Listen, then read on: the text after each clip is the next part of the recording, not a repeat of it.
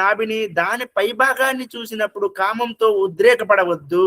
బ్రహ్మచారి ప్రఖ్యాతి మేధావి మరియు తత్వవేత్త అయినప్పటికీ ఆయన సామాన్యుడి స్థాయికి దిగి వచ్చి ఆధునిక మానవుల యొక్క వైఖరిని నిర్మామాటంగా వర్ణిస్తున్నాడు. అదే భజగోవిందం. బంగారం కంటే అందమే దొంగలను త్వరగా ఆకర్షిస్తుందంట.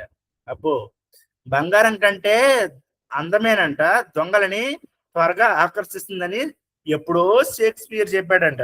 నిజమే. అక్కడ బంగారం ఉందనుకోండి, పక్కన స్త్రీ ఉందనుకోండి, ఇది బంగారం మర్చిపోతాడు, అమ్మాయిని పట్టుకుంటాడు. ఇలాంటి బోల్డ్ మనకి పురాణాల్లో కూడా బోల్డ్ కథలు ఉన్నాయి. అయితే ఈనాటికి ఒక స్థిరమైనటువంటి సత్యం అంటిది.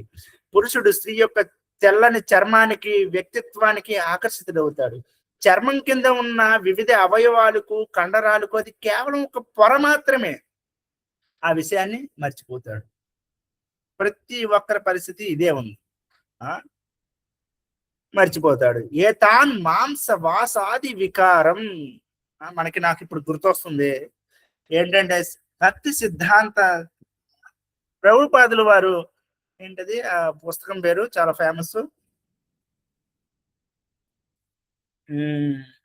చాలా గ్యాప్ ఇచ్చేయడం వల్ల నాకేం గుర్తు రావట్లేదు.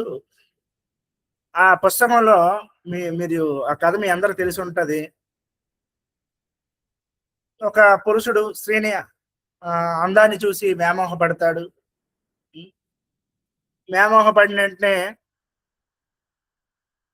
ఆమెని కలవడానికి ప్రయత్నిస్తూ ఉంటాడు. అప్పుడు ఆమె అంటది, అయ్యా నువ్వు నన్ను అందాన్ని చూసి వ్యామోహం చెందావు కదా, సరే ఒక 4 రోజుల తర్వాత నా అందాన్ని నీకు చూపిస్తాను, 4 రోజుల తర్వాత మనం కలుద్దాం అనేసి. ఆ తర్వాత ఈ 4 రోజులంట ఏదో వామిటింగ్స్ అవి ఇవి అన్ని చేసుకొని బక్క చెప్పిపోయిన అసలు నక్కలా కనిపించిందంట. అంత అలా తయారయ్యి మొత్తానికి ఇదిగో అయ్యా రాని పిలిపించింది. వచ్చాడు, అసలు పోల్చుకోలేకపోయాడు ఆ స్త్రీని. చూసావా నా అందం అనేది చూడు అనేసరికి అందులో వాంతులు చేసిన మలము మూత్రము ఇవన్నీ ఆ డబ్బాలో ఉన్నాయి. ఇదేరయ్యా నా అందం తీసుకుపో అన్నది. కాబట్టి నిజానికి అందం అనేది అది స్త్రీ అయినా పురుషుడైనా ఎవరైనప్పటికీ మలం వస్తుంది. ప్రతి ఒక్కరు కూడా తెల్లారింటికి పరిగెత్తుకుని చెంబు పట్టుకుని వెళ్ళాలి. అందరికి కూడా వామిటింగ్స్ వస్తాయి, అందరికి కూడా ముక్కు చీముడు కారుతుంది, అందరికి కూడా ఈ కంపు అనేది ఉంటుంది. అందరికీ నోరు కంపు ఉంటుంది, ముక్కు కంపు ఉంటుంది, కళ్ళు నవరంధ్రాలు కూడా దుర్గంధపూరితమైన. కాబట్టి ఇటువంటి వాటి కోసం నువ్వు ఎందుకు ఆకర్షింపబడతావు అనేదే మన ఆచార్యులైనటువంటి శంకరాచార్యుల యొక్క గొప్ప విషయం. మనకు ఒక వైరాగ్య భావాన్ని తెప్పించడం కోసం ఇదంతా. మనం ఏమంటే స్త్రీల గురించి ఆ మ్యూజిక్ ని గట పెట్టామనుకోండి, మనకు స్త్రీల మీద భలే మనసు వస్తుంది, స్త్రీకైనా పురుషుడికైనా. అందరు కూడాను చూడండి, పాటల్లో బుర్ర ఊపడాలు, భుజాల ఊపడాలు. వీడికి ఎవరో అదేదో కొంత రీసెంట్ గా ఏదో ఒక పాట వచ్చింది, దానికి రకరకాల జనాలు అర్ధనగ్నంగా డాన్సులు చేస్తున్నారు. కాబట్టి ఈ విధమైనటువంటి మాంసవాసాదాలకి వికారం చెందవద్దు అనేసి శంకరాచార్యులు మనకు చెప్తూ ఉన్నారు. అక్కడ ఏముందయ్యా, నీకు నచ్చిన చర్మం కింద ఒక చిక్కుముడిలో అల్లుకున్న కండ, ఎముకలు, మధ్య, నరాలు, ఇంక ఇవన్నీ ఒక సిస్టమేటిక్ గా అమరికలు మాత్రమే. ఎవరైనా దాని గురించి నిజంగా ఆలోచిస్తే అతడు ఆ స్త్రీని ఎప్పటికీ సమీపించడంట. శంకరాచార్యుడు దానిని అంటే వికారమైనది అని అంటాడు. కానీ ఒకరికి వికారమైనది మరొకరికి అందంగా కనిపిస్తుంది. ఇదే లోకరీతి. మన శరీరం భగవంతుడి అద్భుత సృష్టి. తల మరియు అన్ని అవయవాలు, రక్తనాళాలు, గుండె, నరాలు, కండరాలు గరిష్ట ప్రయోజనం కోసం నేర్పుగా అమర్చబడి లోపల ఉన్నటువంటి సంక్లిష్టతను, గందరగోళాన్ని ఎవ్వరూ చూడకుండా శరీరంతో కప్పబడి ఉంచాడు. భగవంతుడు భలే చేశాడు. అందరికి ఎముకలు కనిపించేటట్టు, రక్తం కనిపించేటట్టు చూస్తే ఎవడి మీద ఆసక్తి పడ్డు. అందరికి మంచి చర్మం పెట్టి, ఇక్కడెక్కడో కొందరికి ఏమంటారు, ఇలా కన్నం ఉంటది, ఆడవాళ్ళకైనా మగవాళ్ళకు బొగ్గ చొక్క ఏదో అంటారు, ఇది ఇలా ఉంటది కదా. కొందరు ఆ ఆడవాళ్ళు ఉండేటట్టు ఎస్ ప్రభు, వీటిని చూసి కొంతమందికి ఇష్టపడిపోతుంటారు. కాబట్టి భగవంతుడు భలే పెట్టాడు. భగవంతుడు అంటే మనం భోగించాలనుకున్నాం భగవంతుడి దగ్గర ఉండేటప్పుడు. కృష్ణ నాకు భోగించాలి భోగించాలి అని ధర్నా చేసినాం. సరే భోగించాలంటే భోగించరా బాబు అనేసి ఇక్కడ పంపించాడు. అది ధర్మపూర్వకమైనటువంటి భోగం అయితే పర్వాలేదు. మనం ధర్మపూర్వకమైనటువంటి భోగాన్ని తీసుకోకుండా మన ఇంద్రియ తృప్తి కోసం భోగిస్తే అది అధర్మపూర్వం. ధర్మపూర్వకమైనటువంటి భోగము ఓకే, శాస్త్రాలు కూడా ఒప్పుకుంటున్నాయి, కృష్ణుడు కూడా భగవద్గీతలో అన్నాడు. కాబట్టి దానికోసం నువ్వు ఆకర్షింపబడకూడదు. అవివేకంగా ప్రేమలో పడద్దు అని శంకరాచార్యుడు ఉపదేశిస్తున్నాడు. స్త్రీ సౌందర్యానికి సులభంగా మోసపోవచ్చు. నీ బుద్ధితో విచక్షణతో ఆలోచించు. పురుషుడు పతనానికి స్త్రీయే మూల కారణం. అలాగనేసి స్త్రీ మూల కారణం అనే కాదు, స్త్రీ ఇదేమంటే సాధువులకి బ్రహ్మచారులకి క్లాస్ ఇది. ఒక గృహస్థులకైతే స్త్రీ నిజంగా ఆమె ఒక మంచి పతివ్రత స్త్రీ అయితే ఇప్పుడు కర్దమునికి దేవహూతి దొరికినట్టు, అటువంటి దేవహూతి లాంటి స్త్రీ ఉన్నట్లయితే అద్భుతం అనమాట వాడి గృహస్థ జీవితం. అటువంటి స్త్రీల్ని మనం ఎవరైనా పెళ్లి చేసుకునే వాళ్ళు ఆయన దేవహూతి లాంటి భార్య కావాలని పూజించుకోవడమే. పురుషులు కూడాను కర్దముని లాంటి భార్య భర్త కావాలి అన్నట్టు మనం కూడా ఆ భార్య స్త్రీలు కూడా పూజించుకోవాలి. అదే మంచిది. ఎంతటి వాడికైనా సరే బుద్ధితో.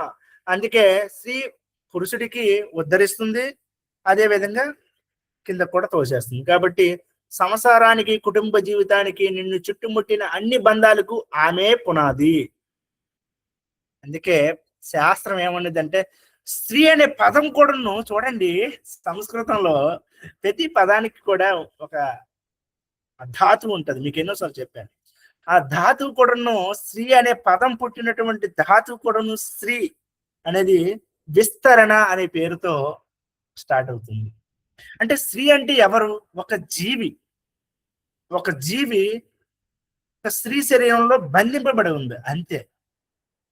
పురుషుడు ఒక జీవి పురుషుడి శరీరంలో బంధింపబడి ఉన్నాడు. అనుకోకుండా స్త్రీ జీవికి భోగించాలనే కోరిక వల్ల స్త్రీ పురుషుడి మీద, పురుషుడి స్త్రీ మీద ఉంటుంది.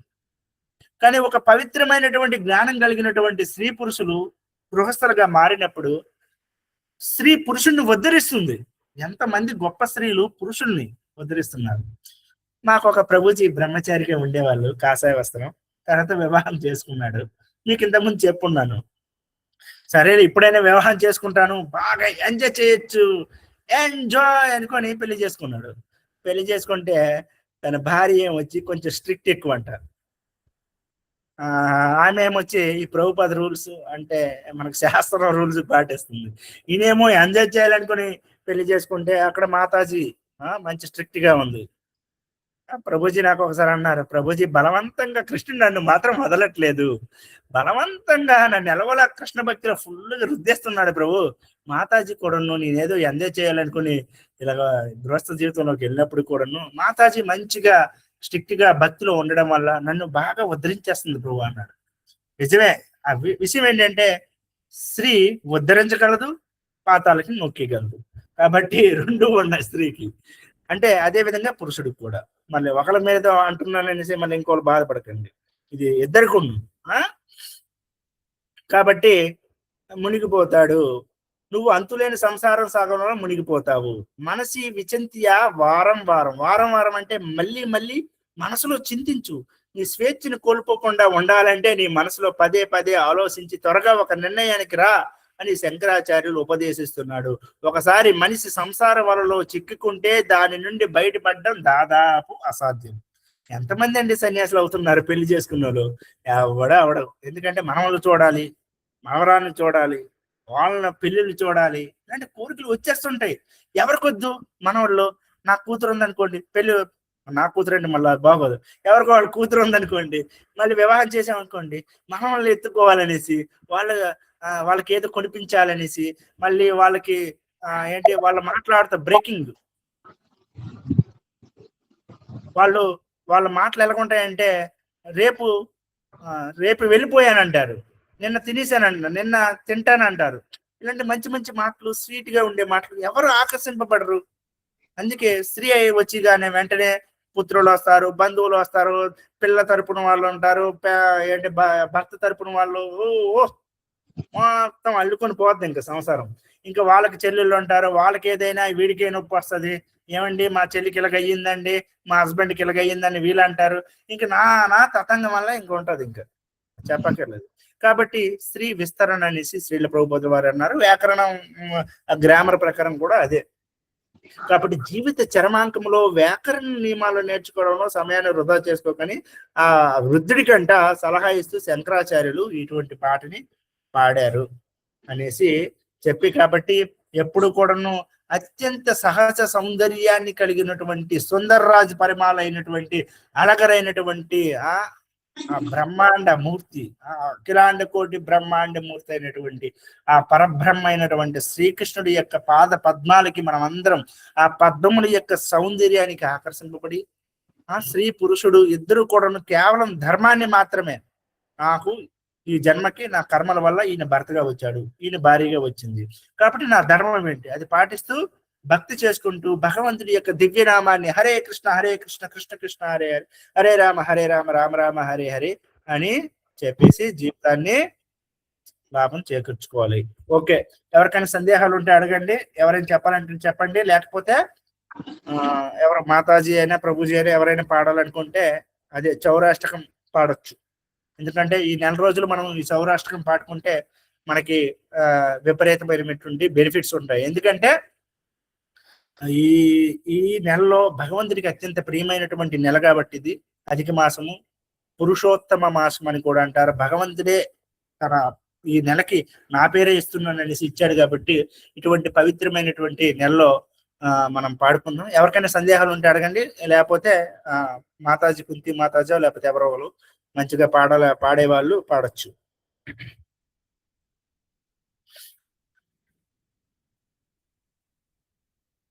సందేహాలు ఉన్నాయా? ఏమైనా చెప్పాలనుకుంటున్నారా? హరే కృష్ణ ప్రభు, ధన్యవాద ఓం ప్రభు. ఎస్ ప్రభుజీ. ప్రభు అధిక మాసం అంటే దాని గురించి కొంచెం చెప్తారు ప్రభు. నేను చెప్పాను ప్రభు ఆల్రెడీ, నేను రాలేదు ఎందుకంటే మళ్ళీ ఇది డబల్ అయిపోతుంది. అది లేకపోతే యూట్యూబ్ లో వీడియోలు ఉన్నాయి, మన ప్రభుజీ చేశారు, మీరు వినొచ్చు. అలాగే ప్రభు. ఈ టాపిక్ సంబంధించి ప్రశ్నలు ఎలా ఉండాలంటే అండి, విషయం ఏంటంటే నేను ఏ టాపిక్ చెప్పానో దానికి సంబంధించినటువంటి ప్రశ్నలు ఉండాలి, అంతేగాని ఎక్కడ పడితే అక్కడ అనుకోడు. అధిక మాసం కరవలేదు, నేను రాలేదు, మీకు తెలియలేదు అంతే. ఎనీవే, ఎవరికైనా సందేహాలు లేవు కదా సబ్జెక్ట్ సంబంధించి? లేకపోతే ఎవరో ఒకటి పాడతారా? మాతాజీ పాడతారా? హరే కృష్ణ ప్రభుజీ. ఏమ్మా? హరే కృష్ణ ప్రభుజీ. ఎవరైనా పాడండి మాతాజీ, మంచి పాడారు నిన్న. హరే కృష్ణ ప్రభుజీ.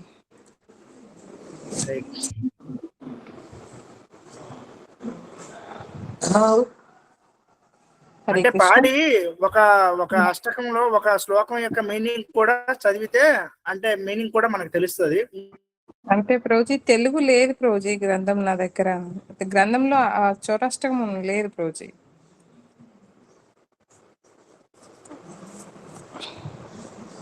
ప్రభుజీ మీ వాయిస్ వినిపించలేదు.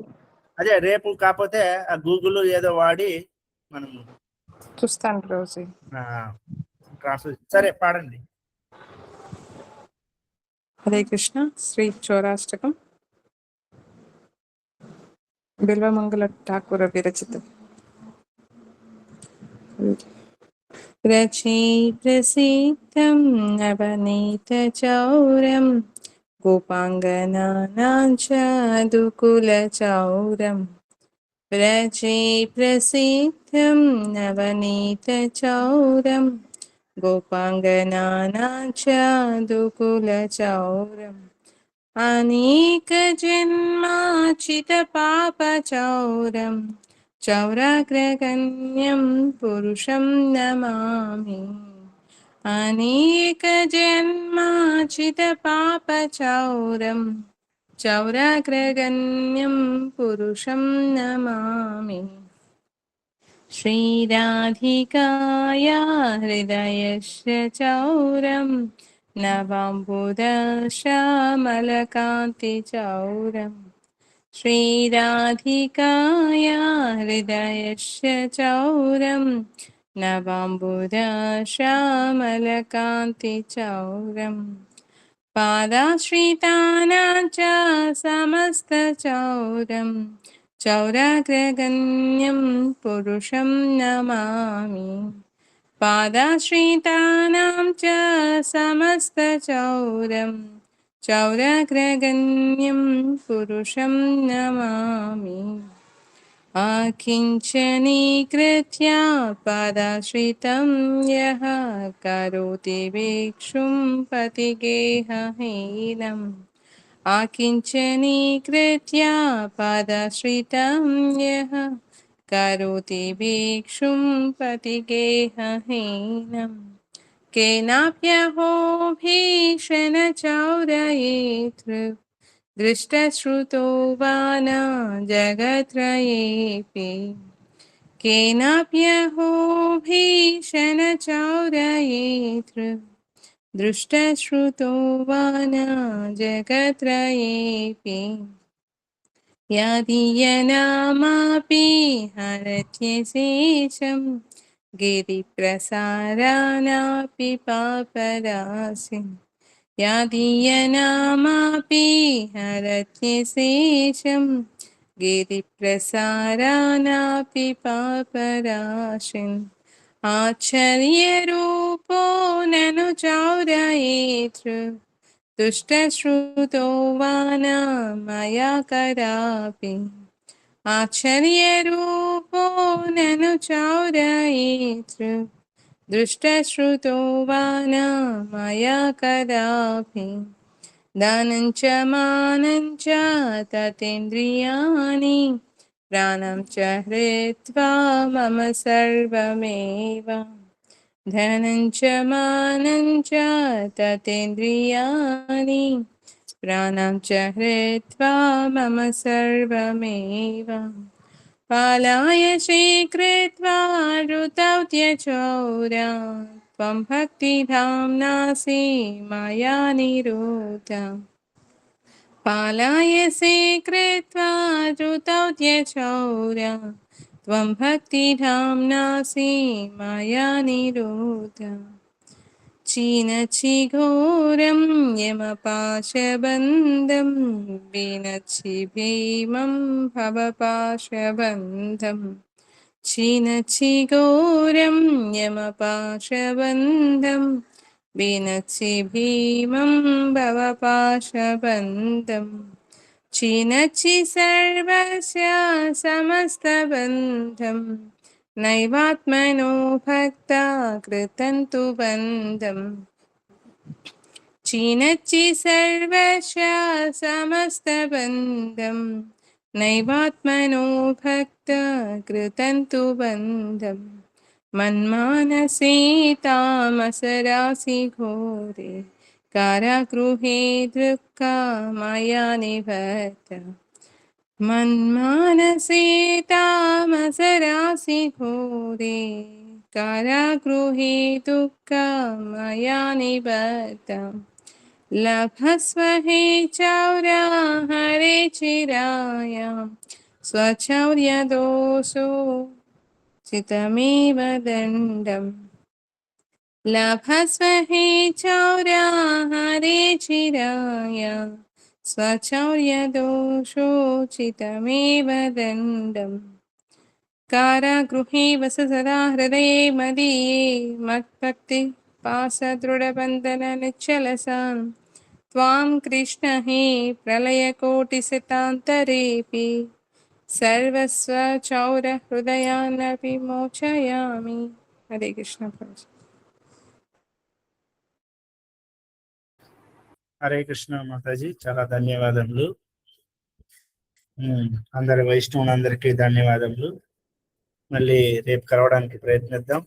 మళ్ళీ భగవంతుడి గురించి ఏదో ఒక విధంగా మనం ఈ చర్చల వల్ల ఇవన్నీ ఏంటంటే భగవంతుడికి ఒకరికొకరు ఛార్జింగ్ పెట్టుకుని భగవంతుడి పొందడానికి ఒక రకమైనటువంటి వ్యవస్థ. సరే, అందరి వైష్ణవులకి ప్రణామాలు. వాంఛాకల్పతరుభ్యశ్చ కృపా సింధుభ్యేవ చ పతితనాం పావనేభ్యో వైష్ణవేభ్యో अनंत कोटि वैष्णव भक्त वृंद की जय. श्रील प्रभुपाद की जय. नित्य गौर प्रेमानंदे. हरे हरि बोल.